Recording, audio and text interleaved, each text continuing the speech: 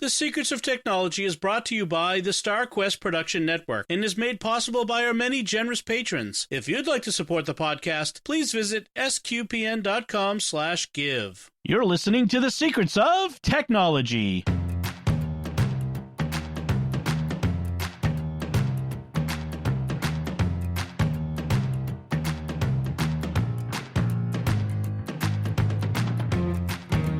Hi, I'm Dom Bettinelli, and you're listening to The Secrets of Technology, where we discuss the technology news that's important to you from a uniquely Catholic point of view. And joining me today on the panel are Jack Barazzini. Hey, Jack. Hey, Dom. And Thomas Enerho. Hey, Thomas. Hey, Dom. How's it going? Very good, thanks. Before we get started, I want to have a plug another show that's on the StarQuest Network, one that I'm sure Secrets of Technology listeners will love, and it's called Let's Science, and it features our Australian friends Caroline Knight, Lindsay Sant, and Lena Sabal talking about science topics, fun, cool science topics. They do it about 15, 20 minutes, half an hour at most, and they cover space, they cover earth science. There's all kinds of fun things. They had a recent episode on tardigrades in space, and they had another one on this new titanosaur dinosaur called Cooper. It's discovered in Australia, so he's got to have a cool name. And it's a great show. So if you want to check it out, it's wherever you find your podcast, or go to sqpn.com/science. But let's talk about our topics for tonight. And our first topic is billionaires in space. Not quite tardigrades. That's but, like tardigrades, yes. Kind of close. Yeah. I think the tardigrades are actually cooler than the billionaires, but...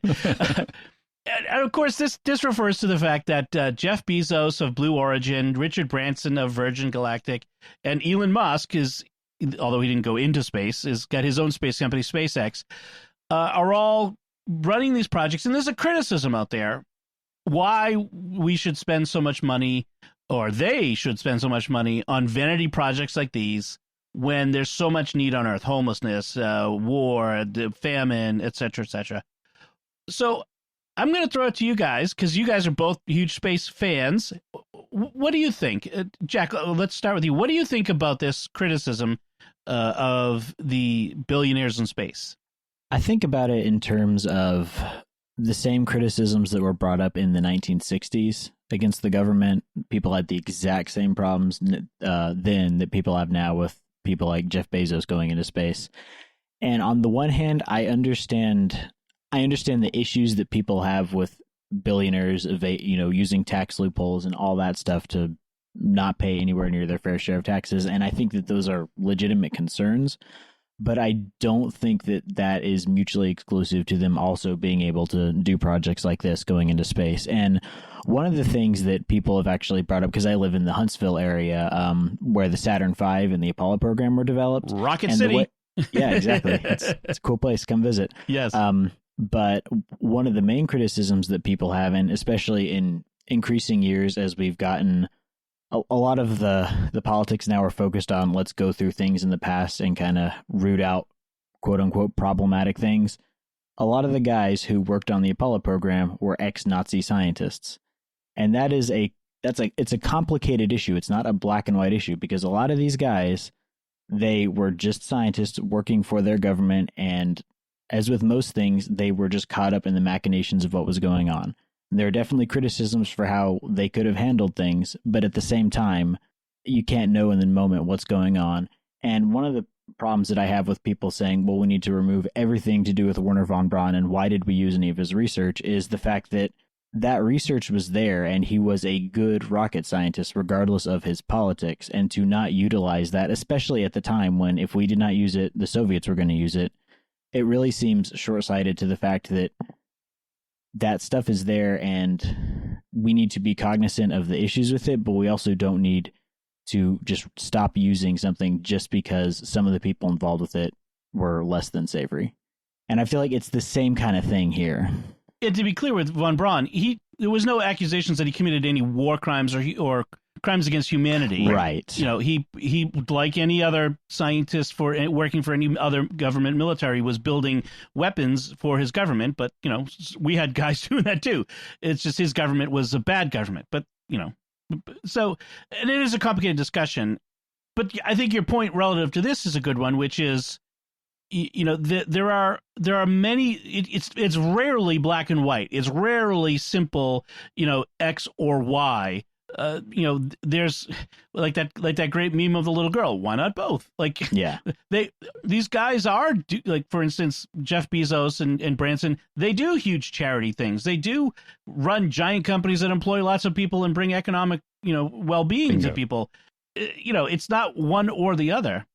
Well, and these are companies themselves, right? So you have, with Bezos, right. It's an entire company that he started. With Branson, same thing. It's an entire company that he started based around these space. So, and that's one of the things that my wife and I would talked about is like we'd like to know what their work condition for their employees in these companies is, because that's one of the criticisms that I think is valid against SpaceX is that their work conditions tend to be a little brutal. And people are there because they want to be, which I get, but they also are not being paid commensurate to what they could be in an equal field somewhere else. So that's one knock against SpaceX. But I'd like to know what Blue Origin's and Virgin Galactic's situation are. But on top of that, I mean, we're talking about Blue Origin's like $10 billion, right? It's a $10 billion company, and this rocket launch, I think, leading up to this rocket launch was $10 billion. That's chump change to a billionaire, like, to the richest man in the world, right? Mm-hmm. Right. And I'm not saying that it's chump change to all of us, but he could be spending that on a house, or on an island that's just for complete vanity's sake his, right? And he didn't. Instead, he chose to do something exploratory, something that pushes the boundaries of what's possible. And we'll get into talking about the particulars of the different designs that they've gone through for their rockets, but they're making new technology accessible, and that's not wasted money. It might not be returning right now, and it might not be putting food in multiple people's mouths, but eventually, just like things like zippers and Tang, dehydrated right. stuff, everything that came from the space program and how useful it's been. Yeah. So I think that's something so you have to weigh that against each other. Historically, so many things have started as vanity projects or aimed luxury items for the wealthy. The first steam locomotive it ran in a circular track, like it went nowhere, and people were like, what? Why are you wasting all this money to create this toy and, giving rides to people?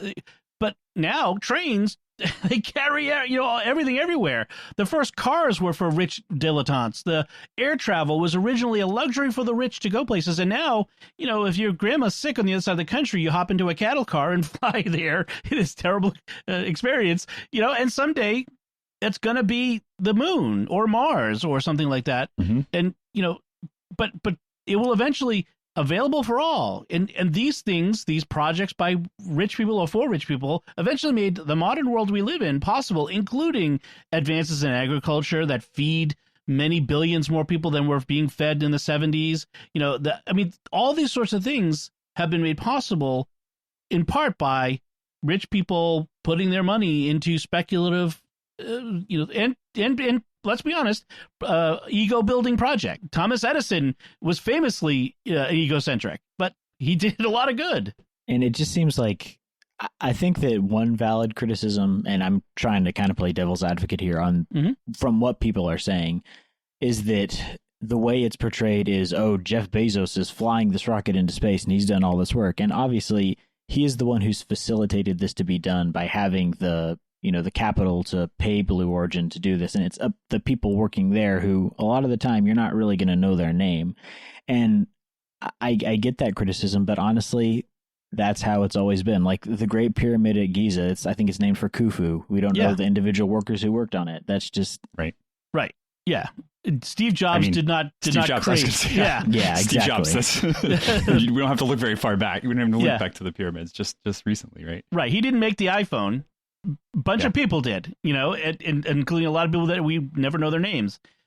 Yeah, it's always good. There's always a leader. I mean, George Washington didn't fight every battle in the War of Independence. He was the commander in chief. We never know all the names. So yeah, I agree with you on that one, Jack. It's not really just because his name is up front. and these companies don't merely exist for the sake of lifting a billionaire into space. I mean, that's just sort of, in one sense, it's like if I'm the guy who started the company, I kind of want to be the first one to ride on it. Like, right, exactly. I may never go up again, but I put the money up. But this company exists for a different reason. Blue Origin exists to lift payloads into orbit for the government and for private enterprise. I mean, that's just like SpaceX. Mm-hmm. Well, I think it's interesting that SpaceX didn't go that way, right? Elon Musk did not put himself in the first capsule to go up. He, they're contracting to carry people into space that were supposed to be going there, and but it's also interesting too that the FAA recently changed their definition of what an astronaut is, and I think that kind of dovetails into what we're talking about here. And so it looks like what's going to end up happening is that Jeff Bezos will not be an astronaut, and Sir Richard Branson will actually be an astronaut according to this definition.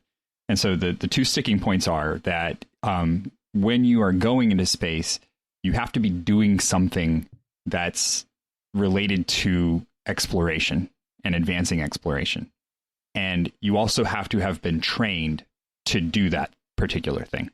Okay. So it's not just that you shelled out some money and got yourself out past the Kármán line. And so Bezos did not do either of those things. He just went up and he came back down, and that was it. But Sir Richard Branson is a trained pilot. He made sure that was something that he did before he went up. And when he was going up, since he was in the cabin, he was technically testing the cabin experience. That was the definition of what he was doing when he was going up. It was written beforehand. They talked about it all during the launch, that's what his purpose, the purpose of the astronauts sitting in the backseat of the Virgin Galactic system. They were all testing the cabin experience as they were going up, which means that they were performing an experiment to advance exploration and that he had been previously trained. So he fits the definition then of the FAA's definition of an astronaut. That is interesting. And I would say that I think that makes sense, because if Jeff Bezos riding in a capsule is an astronaut, then we're all airline pilots under that same definition. Nice. Does it make a difference, the purpose of the company? Like Blue Origin and SpaceX are about, classic payload lifting into space. Virgin Galactic, they're space tourism. I don't think they've made any bones about the fact that they're not about doing other stuff, or am I wrong? Do they have bigger plans? They are actually. I was really surprised looking at the list of astronauts that they have coming up. There is not a single launch that they have planned that does not have someone on it who is running a scientific experiment of some kind.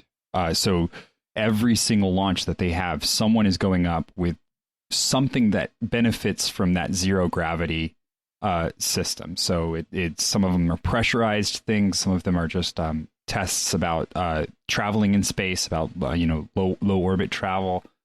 Some of them are atmospheric tests. And for anybody who's played Kerbal Space Program, which is one of my favorites, just doing stupid tests right outside the Kármán line, it's an important thing. Just taking that data that says that there is actually a difference between this way of doing things and this way of doing things. So they are actually, it's not much. It's a very limited window that you have to run a test. So it has to be something that can be very immediately taken measurements of, but it's still one of their primary purposes is to get scientists up there. Mm-hmm. Thomas, you've mentioned a couple times the Kármán line. Can you explain for the listener what that is? Okay, so I'm going to butcher it because I can never remember exactly what it is. But the Kármán line is basically the spot in space where we have sort of put the arbitrary line and said, okay, this is where Earth ends and space begins. And it was established just because there was a lot of discussion about what exactly it meant during the space race. What constituted space, because we could fly aircraft really high, but there was a certain point where once an aircraft got high enough, there was no more atmosphere for it to be able to continue to run. But that still wasn't really space because there was more atmosphere out there. It just was thin enough that you couldn't fly a plane anymore. So the Kármán line's about 100 miles up. That's the easiest way to remember it. It's 100 miles up. That is the spot at which you've traveled outside of Earth and you are then in space. Okay. Mm-hmm. There was some controversy over whether well, I think it was Branson actually made it past the Kármán line, right? I thought there was a controversy about one of them whether they actually made it past the line and got into space. Oh, I hadn't heard that. Interesting. I'll have to look that up. Okay, I remember there was like talk about it, whether I thought it was Branson, whether he actually was going to be going literally into space, even though they're suborbital and all that other stuff. So I was kind of curious on that. So maybe maybe they both made it past it and it was not really material afterward. Well, even the Kármán line is like it's one of those things. Talking about low orbit, you're still inside of the atmosphere, really. Like you've not you're achieved still able to be slowed down. You've not achieved like an orbital trajectory at that point. Like even with Blue Origin, like he wasn't staying in orbit with that launch, but that wasn't the intent. The only one that's done that so far has been SpaceX. Right. I wonder how high Alan Shepard got in his original. Because now we're really into the space trivia. This is how space enthusiasm goes. I wonder if he got higher than the others did. That's a good question. His trajectory of Alan Shepard's historic flight from NASA. I'm looking it up right now. I shouldn't open up web pages while I'm doing a podcast because it tends to really mess with my link. It says, 125 miles. There it is. Okay. So well above. There. Yeah. Interesting. All right. Well, I think, another aspect of this too is that the criticism of this is the criticism of space tourism. Like as if, just paying for, like you said, paying for a ticket to get a seat and going into space is somehow not a valid use of space, of use of this technology. And, we shouldn't. There's one congressman from Oregon who wants to have an excise tax on space tourism. What do you guys think of this? Apart from the obvious politics of it, what do you think of this idea of space tourism is somehow not a valid use of technology and money and that sort of thing? I think it's just the government trying to get their cut. Yeah, as with most things. Yeah, well, and I feel like too, all you're going to do is just push all of these space companies to launch stuff off of boats. That's right. That's what they've been wanting to try anyway. But now, that's a good point. That's what you're going to make them do. Yeah, it'll push them to have spaceports either in other countries who will say, "Hey, come down here to Mexico, or come up here to Canada, or what have you," and launch them. I mean, isn't that French Guiana in South America is where the European Space Agency has launched rockets for ages? I mean, they have the infrastructure down there. That could become the spaceport for these private companies. So, yeah, you could be cutting off your nose to spite your face in this case if Congress passes this. I think I don't know. I don't want to get too much into the politics of it because I think there's some politics involved here about classism and that sort of stuff. But I don't think it's an invalid reason for someone to go into space because they just want to go. If I had $250,000, I'd plunk it down on the table to go up in Virgin Galactic. I mean, just I don't know. I put my entries in on Omaze when they announced that they're. I thought I've got all my entries in there. I did it. Right.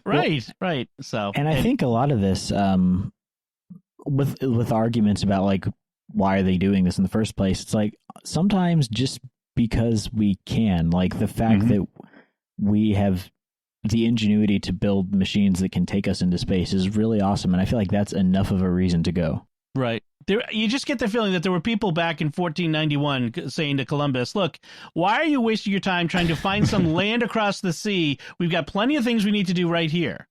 I mean, imagine like if he hadn't got, sometimes we go because there's more to see. There's more to do because it's there, Some of it we need to start rewriting the narrative too, right? Because I think Star Trek worked to boldly go where no man has gone, right? To just explore.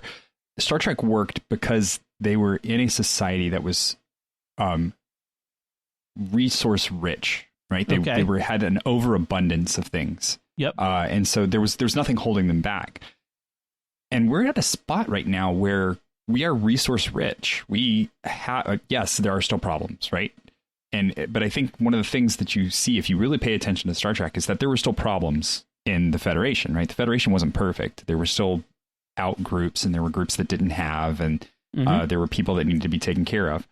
So even in a resource-rich environment, there's always going to be, the poor are always going to be with us, right? Yes. That's always going to be the case. Yes. But that doesn't mean we drop everything we're doing.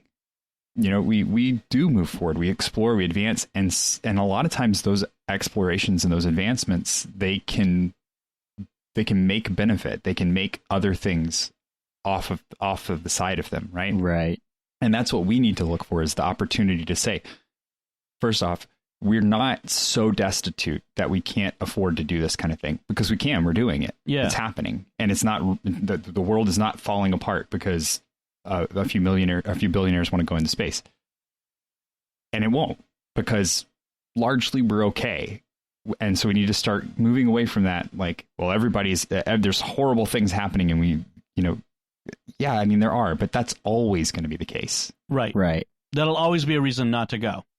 Right. And the money that is going into these space programs compared to the global GDP is minuscule if you really look at the percentage. Like $10 billion is obviously an insane amount of money, but it's not that much compared to all the other money in the world. And that amount of money, that additional amount of money, is not going to fix these problems that people are concerned about. Exactly. It's a pittance compared to the problems. Mm-hmm. And the other thing, it sounds a lot like the criticisms of why the Vatican is full of priceless art. Shouldn't the Vatican the church should sell off all this priceless artwork? Why are we spending all this money on big, beautiful churches?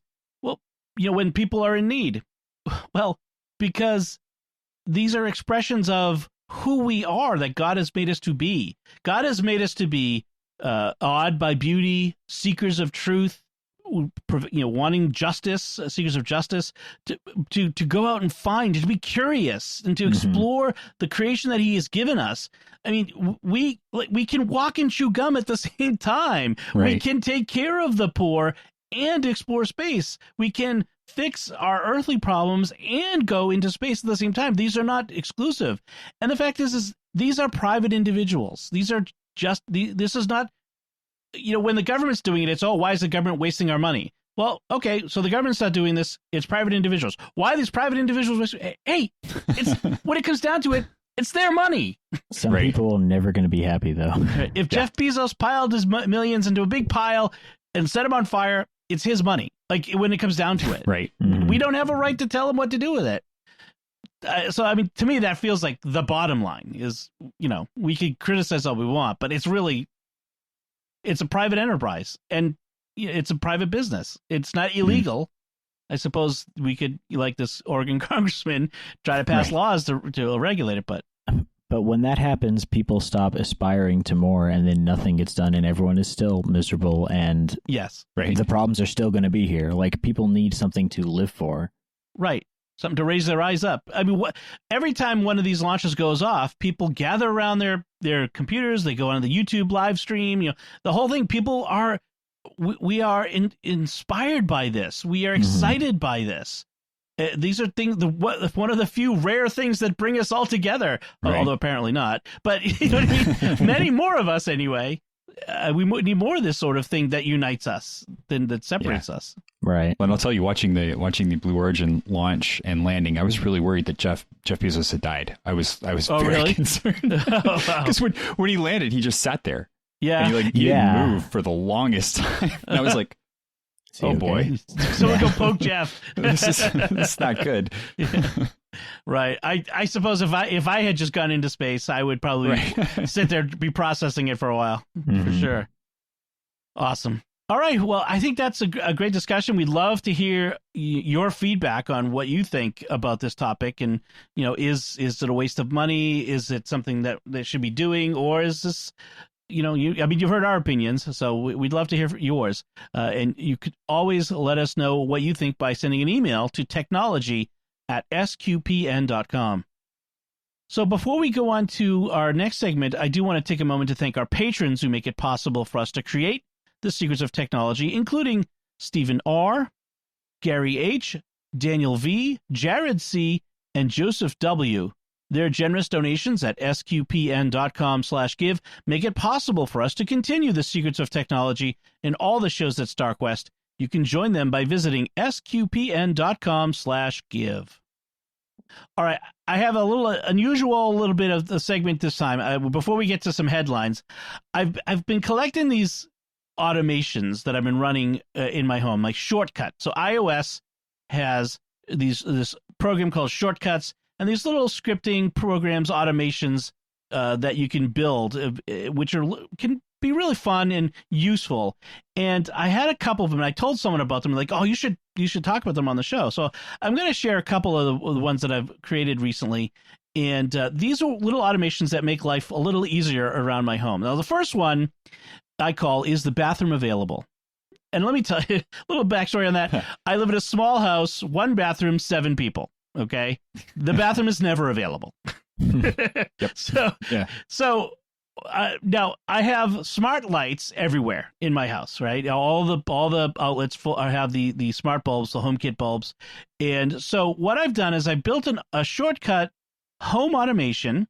So in the Shortcuts app, there's a section called Home Automations that when the bathroom light turns off, the HomePod Mini in my office, I have it play a song, play audio, and I've chosen a song. I chose Who Let the Dogs Out, but you can choose anything that you want. I just felt like that was appropriate. And so what happens is whenever someone turns off the bathroom light, the song plays in the office. Now, obviously, I don't want that to happen every single time one of the 6 or 7 people in my house goes to the bathroom. I would quickly go crazy of Who Lets the Dogs Out. So you can turn it on and off. So if I decide, okay, I need to, use the facility, and I go and somebody's in there, I'm like, okay, hey, I'd hurry up. And then I turn it on in my phone, turn the automation on, I go back to the office, keep working, and then Who Let the Dogs Out plays. And I'm like, I know I can go. So you can adapt that for anything, really. But it's this great little thing where, when something turns on or off, someone does a thing in a room, you could have it when someone turns the thermostat above a certain temperature or below a certain temperature. It could play, give you a warning or something like that. I'm trying to think of how to connect it with my Ring doorbell so that when someone rings the doorbell, the flashes light and I get the Star Trek klaxon or something. That would be kind of, red alert! Or that probably not. So that's one of my automations. And the other one I call really do not disturb. So this set of Shortcut personal automations, it detects whenever I put my phone into do not disturb mode, it sets my office's HomePod Mini volume to 0. What I found is that it's connected. The HomePod is connected to various things, and so like if someone rings the doorbell, the HomePod will ring or other things, or someone else in the house could cause it to make noise. And when I'm recording a podcast, that's a bad thing. In fact, if you listen to enough of my podcast, you've probably heard it go off until I fixed it. So now I have it so that when Shortcuts detects that the phone is in do not disturb mode, it sets the Office HomePod to volume 0, and then when I turn do not disturb off, it sets it back up to the volume, the normal volume I like it at. And one of the things I do is I make sure that set both those are 2 different shortcuts, and I make sure to set them both to don't ask before running. You can set shortcuts to say, hey, do you want this to run? You don't want it to do that because if I've already got the phone in do not disturb mode, it's not going to be asking me to do it. So one thing I've kind of run into is that no matter where I am, if I set my phone to do not disturb, it does set the HomePod to 0, which is not usually a problem because I'm the only one who really uses it. But like when I get in my car and I turn the car on and the Bluetooth on the car activates, the phone automatically goes to do not disturb while driving, and it sets but it hasn't been a problem, so I don't worry about that. But your mileage may vary. Anyway, those are my fun little shortcuts. I think I can share those. In fact, I can put links to them in the show notes. There are links I can share, and then you can, if you are an iOS or Mac user, because with the new M1 Max, you can download this for yourself and take a look at how they work and adapt them to your own use. Nice, that's awesome. So let's move on to talk about some headlines. Our first headline is just very interesting to me. I saw this and I said we definitely got to talk about this. This is in our wheelhouse. The New York Times had an article, Facebook's next target, the religious experience. And the story is about how Facebook is working with religious groups, a lot of different ones, Christian, Muslim, Jewish, some Eastern faiths, and including Catholic. They mentioned Father Robert Barron in the article. Bishop Robert Barron. My brain still calls him Father. So the article says the company aims to become the virtual home for religious community and wants churches, mosques, synagogues, and others to embed their religious life into its platform, from hosting worship services and socializing more casually to soliciting money. It's developing new products, including audio and prayer sharing aimed at faith groups. So what do you guys think of Facebook wanting to really get into the religious business? What do you guys think of this? I think that they're picking up on a lot of trends that are going on just naturally, like being able to be more interconnected, which is a great thing. I do not trust Facebook to do it well or safely at all. Right. Yeah, Thomas? Yeah, having been a social media director for a parish, yes, it's a noble goal, but I think in a lot of cases, encouraging your entire community to move that direction is difficult, because I had to do so much retraining for people in our community and how to deal with hecklers and trolls and just people that just disagreed and wanted to voice their opinion. It was a complete mindset shift that a lot of people weren't ready for, and fortunately we got them through it, and we made things work out. But a lot of it was just, hey, you have to choose. Do you want to engage this, or do you just want to shut it down? If you shut it down, it doesn't look great. If you engage it, there's a chance that the person has a platform that they wouldn't have had before. So I don't know. I like the idea of community, of us going to spaces that where people are. That's really the aim of evangelism, right? Is to go to where people are. But at the same time, I have become very disenchanted with the toxicity of social media groups. And so there is a limit to where you want to go to where people are. The marketplace, maybe, yes. The brothel, probably not so much, right? Right. And I think you see that even, like, if you look at Catholic Twitter, like, it is an absolute cesspool, to put it in nice words. And I feel like it is probably one of the greatest barriers to evangelization. Like, if you're not Catholic and you go look at the way Catholic people talk to each other on Twitter, it's very disheartening. Right. And I feel like this would just be more of the same. So I've long been, I worked in diocesan social media more than over a decade ago. I started doing that. And I was always telling parishes, okay, get involved, have a Facebook page, have your people check into church when they go to events, set up your events on Facebook. And I still am okay with that. Where I start to get a little itchy is when Facebook wants to partner with and create tools for, and I'm not opposed to giving us better tools to engage with people in our faith. It's I know how Facebook thinks, right? And that's the problem. It's like Facebook, in this article, when they straight up ask the person from Facebook, what are you going to do with all the data you collect? Oh, we're not going to treat it any differently from any other data we collect from our users. That should be a red flag. Well, and honestly, that's the thing that bothers me about Facebook, is the reason that Facebook and Twitter are the way they are is because their entire design is about engagement. It's about keeping people engaged. And the thing that keeps people engaged consistently on these platforms is not positive interactions. It's negative interactions. Yes. Right. Negativity is what boils the blood, gets people arguing back and forth, and keeps people engaged with stuff like that. You're right. And that's not what any religious group should be aspiring to have. You really don't want an algorithm trying to pick which post is best from your religious group, right? Yes. Because I was going to be that one guy who's, at every church meeting who's in the back, always complaining about stuff. His post will always go to the top because he'll get the most negative reaction. And I think just with the Facebook censorship rules and we know that Facebook's values do not align with the values of a lot of different religious groups, not just Christians. And right. how are they going to decide what they have to police based on those rules? That's a good point. At what point do the tenets of our faith conflict with Facebook, and then where does this partnership go? Right. I note that of all the religious groups mentioned in here, the Presbyterian Church USA, the Church of God in Christ, these very large Protestant denominations, Jewish groups, and that sort of thing. The only Catholic mentioned is Bishop Robert Barron. There is no mention of the U.S. Conference of Catholic Bishops or anything on that scale.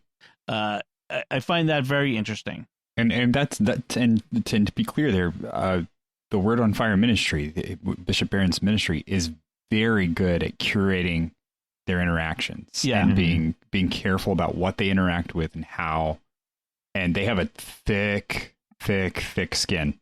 Yes, they do. Yeah, and that's important. Yeah, their whole mission is to be out on the bleeding edge. They're out there, not they're not preaching to the choir. They're out there trying to reach the people who are going to be hostile to them. But I think the tenor of the article and just the way I react to it is kind of summed up by the end, where they're talking to this guy from this megachurch Hillsong in Atlanta, and he says he's partnering with Facebook to, quote, directly impact and help churches navigate and reach the consumer better.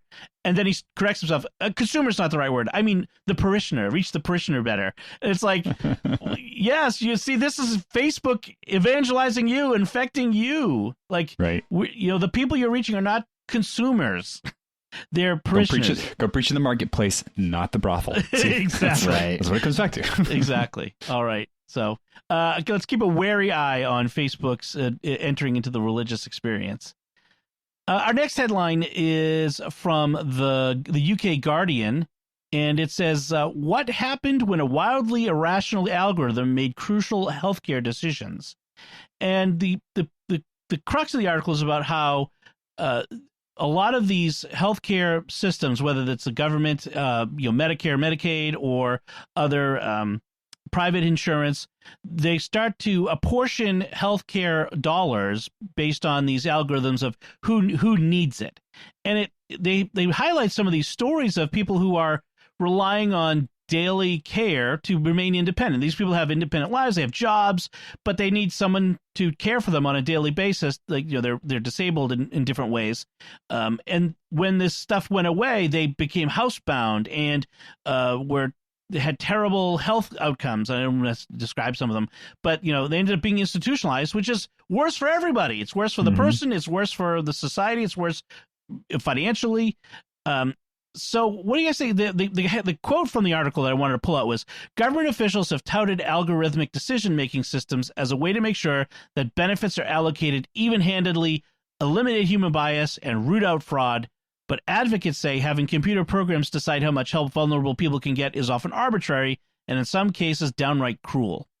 So what do you guys think of this? I think one of the crucial words there is human bias, and I don't think the word that they should replace human bias with human empathy, because a lot of times caring for sick people is not a for-profit business. And I think that's a lot of the issues we're having with just the way healthcare is handled in general. But yeah, from an algorithm point of view, this person's costing a lot of money, and what's that going towards? But from a human point of view, yeah, and that's why we're caring for them. Right. Well, and even without that, the training that is going into these algorithms is very bad, and this has been across the board in the medical field especially. So if you're looking for a job and you want something if you're in college and you're looking for a job and you're like, AI is a cool thing, I really do this well if you want to do it. Yeah. Right? You're going to need to write a doctoral thesis about it before you get it done. But basically what you need to do is build a set of tools that does not rely solely on statistics that exist, but that has some level of empathetic tools built into it. Because the problem is that we end up with things like, well, okay, the outcomes for this particular race, gender, age combination are abysmal, so we're just not going to allocate funds to that. That's what the algorithm will say, right? And the problem is that the algorithm is just looking at a sheer statistical sheet and crunching numbers. That's all they're doing. And instead of actually like trying to take a holistic approach, which is what a human would do, a human would sit down and look at it and take a human, a holistic approach and say, oh, well, I think this is good. And I get that they're trying to eliminate bias, but the problem there is that you just need to train humans better, not give the training over to a computer. Right. It needs like if you've ever played with a MIDI program, when you're putting in like drum beats or different parts, there's like usually a knob that says humanize, and basically that puts in little imperfections in how the music is played so it sounds more human. These algorithms just need a humanize knob you can turn up. That's what we got to do. We got to figure out the humanize switch. Yeah. It all comes back to data. It's all that emotion chip. In a way, it's that they don't have enough data. You know what I mean? Mm-hmm. Like they have a set, but what they need is all the data. They need all the information. They need to and I take that point that you made about, we need better algorithms. We need better machine learning, because what we need to do is build into the machines a sense of empathy, an empathy generator, Right. Yeah. in the sense of that care, human caring, love and caring for someone because they are good and valuable in and of themselves has to be one of the huge points in any algorithm. I agree. Having to deal with the healthcare system in general for all this, my 7-member family, it drives me crazy because of these sorts of things, these decisions that just seem arbitrary and why would you do that? It's much worse outcome for us and in you in the long run, the insurance company, than if you just did this or just paid for this or just. But, nope, turning the dials and 10,000 people, if we do this to 10,000 people, for 9,000 people, it has the outcome we want or something. I am reminded of a moment of a training that I went through, a leadership training that I went through, and I had to recuse myself from the game because I immediately recognized it for what it was. They were playing this game where it was, I can't even remember what they called it, but it was like a winning game. It was one of those games where it was like you had to cheat to win, basically. And so immediately I recognized it as the prisoner's dilemma, right? We all get ahead if we all agree and do the right thing. But and so I was like, I can't play because I already know the end. I already know what's going to happen. So I don't want to throw anybody else's decision-making process. And watching people play that game in a leadership conference was intense. Right. Nice. Because there was so much bickering and backstabbing and awful infighting. And people's feelings were really hurt by the end of the game once you reveal what it is. And it's like, oh, well, you all could have gotten ahead if you had just all been honest. And then everybody's like, well, you shouldn't put us in that kind of situation. It's like, well, that's exactly what we... That's exactly the point. You should feel that way. You need to... And so some of it, I think, is, just building a default switch into some of these algorithms that tends to yes, right? That tends to say yes. If there is no overriding reason why we should say no. Yeah, the cost is high. Yes, I get it. But that person still needs to be cared for.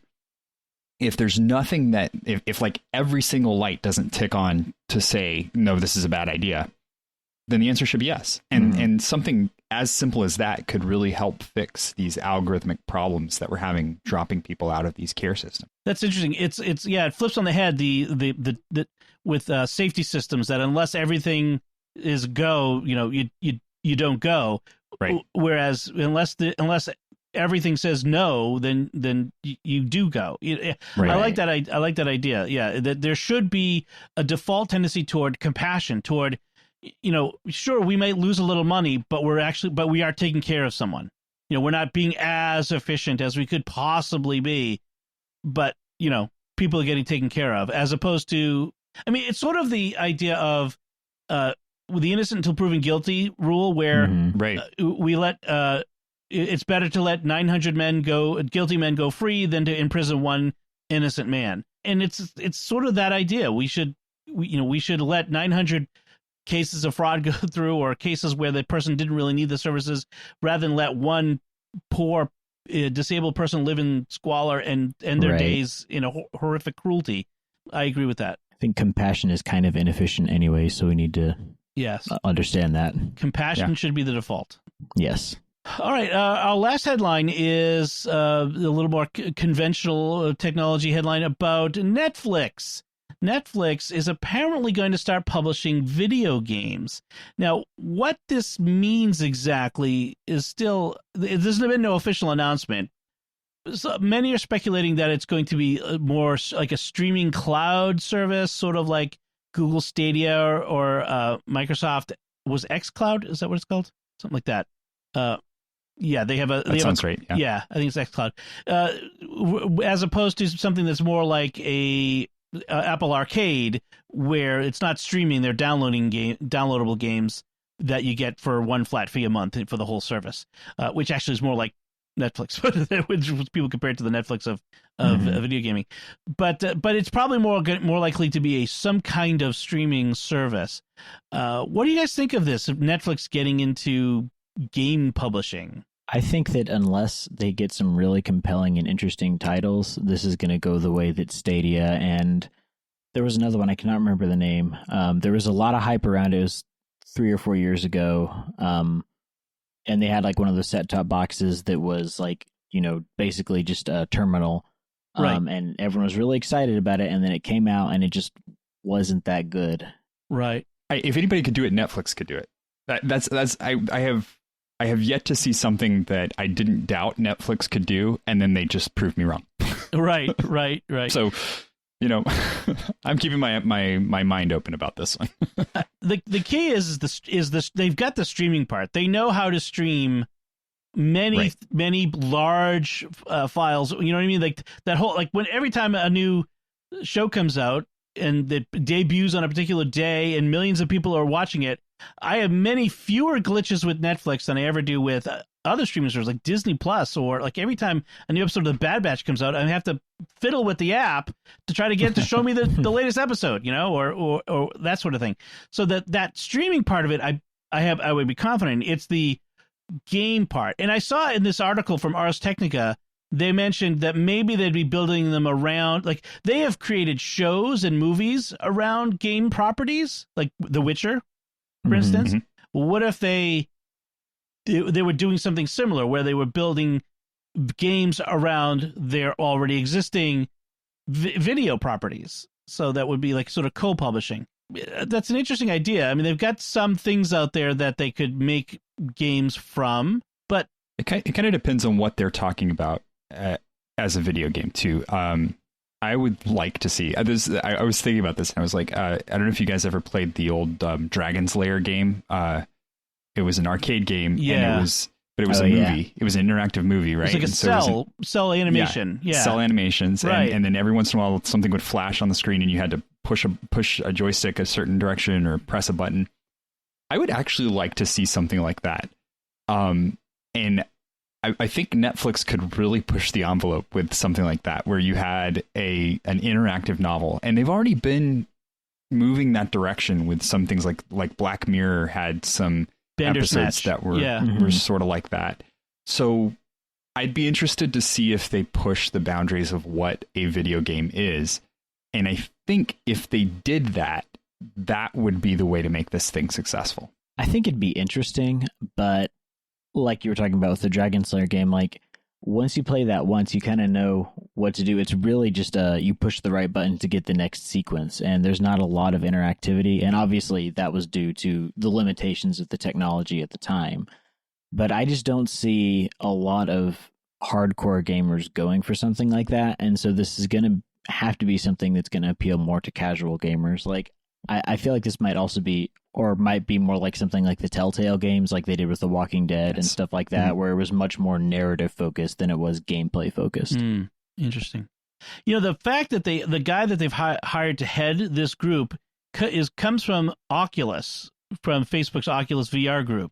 And I wonder if it might have something also to do with VR, a VR immersive narrative game. I mean, that would be, I think of it a lot like on Oculus, the Vader Immortal series that they have there, which it's a game. You're a first person, you're in it, but it's a story. I mean, you're in Star Wars, which is kind of awesome. And and I could imagine, I think we're all in agreement. Coming from Netflix, we're sort of imagining more narrative storytelling as opposed to more pure gaming. I don't see them doing casual gaming, Angry Birds on Netflix sort of style. Right. It just doesn't make any sense coming from them. But the big problem is it takes years to develop a good game. I mean, these are long lead times. But you got TV shows too that really good quality productions do take years to do. And I think really we need to expand what the definition of a video game is. I recommended previously on our podcast here, I recommended a game called Tacoma, and it was a visual novel. It wasn't a video game in the traditional sense, but it would definitely fit this. Like it would be a great game to convert into a live action on your screen game where you explore the different elements of what's available inside of the setting. I could see it being done very easily and being very immersive and engaging a lot of people. And then the discussions you can have afterwards are so great because you're not limited to just what the show showed, but what actually you explored. And so maybe you explored something that your friend didn't, and you compare notes on the story, and it's like, oh, you found that? I didn't find that. How'd you do that? And then you can go back and experience it again. I would imagine, like, it's not Netflix, but Disney. Like, you can imagine being able to explore the TVA or the end of time place. At the end of the series, spoilers.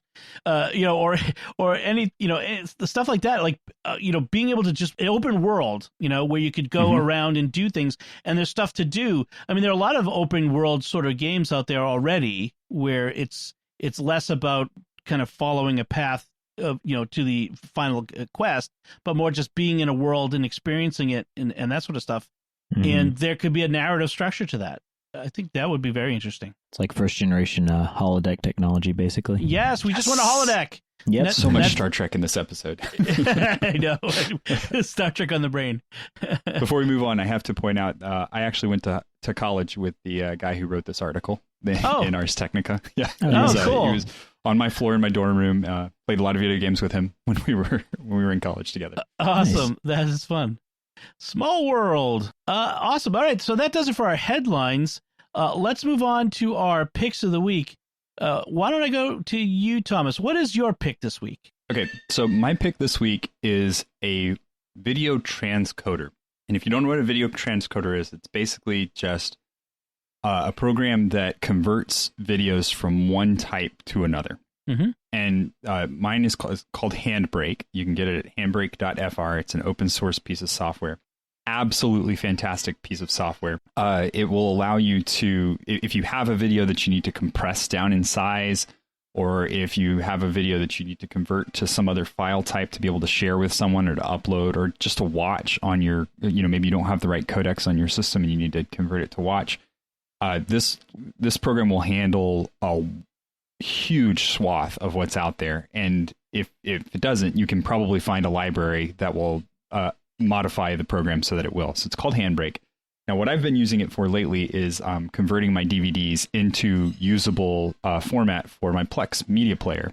And because I'm a complete junkie the way I am, everything is on my box, and I'm doing it all from the command line. So everything's on my server. I have a DVD drive in my server. I just plug it in. I run a command line option on it, and boy, that has been an adventure learning all the command line options for Handbrake.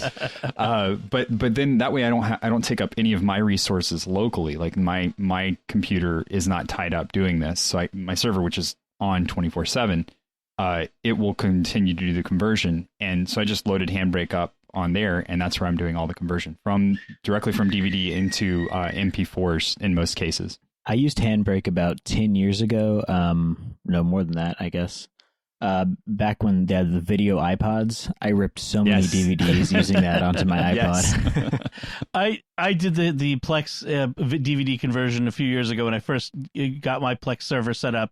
And the same thing, I had a huge box of DVDs, and I don't want to have them taking up space, so I ripped them all and put them on my big hard drive, and now I can watch The Commitments whenever I want, or I don't know, Star Wars even, although it's on Disney Plus.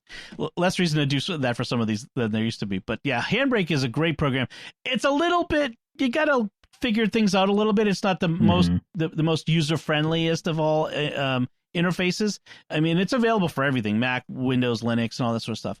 But but there's plenty of tutorials out there, and it's been around forever. It's solid as a rock. So good. That's a good pick. It just works. It really does. It does. Great. Jack, what's your pick this week? So my pick is kind of in line with what we were talking about in the last news article about immersive experiences. A couple weeks ago, me and my family went to the Vincent van Gogh immersive experience.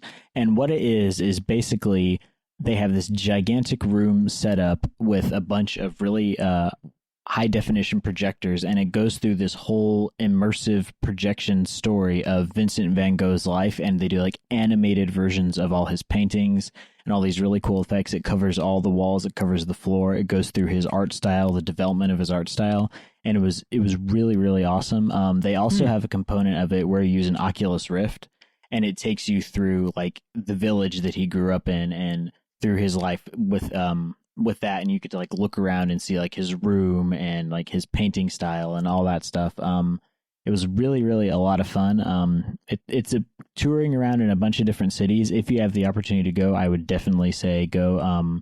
My son, he's 5 years old. He absolutely loved it. So it's a really good thing for kids because it's a very hand-on way to experience art. Cool. Yeah, it's coming to Boston. I'll have to check it out. You should definitely go. Be here in September.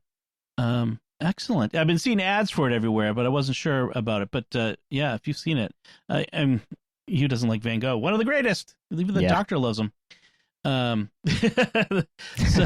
So Doctor Who thing. It's one of the best Doctor Who episodes. All right. Great. Thank you, Jack. That's a good pick. So my pick is the new Siri remote for Apple TV. I mentioned I was getting it like a month ago now, and I've had plenty of time to use it. And let me tell you, it is night and day from the old Apple TV remote. The old Apple TV remote is famously bad. Like, it's so funny. Apple has some great products, and then they have accessories that are terrible, like the round mouse, where you have no way of knowing which way it's pointing, things like that.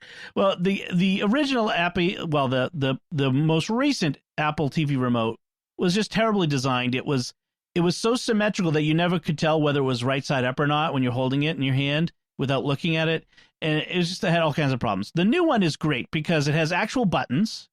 It has an on-off button, which is great because I can turn on the Apple TV and my TV at the same time with the on-off button. Whereas with the old one, you had to press any button to turn the Apple TV on, and then I had to use my other remote to turn on the TV. The one downside is that they've sort of rearranged some of the buttons. So like the pause button is not exactly where my thumb expects it to be. So I'm often hitting, the mute key, which doesn't really work with my TV anyway, or my home theater. So it doesn't do anything, which is better than doing something wrong.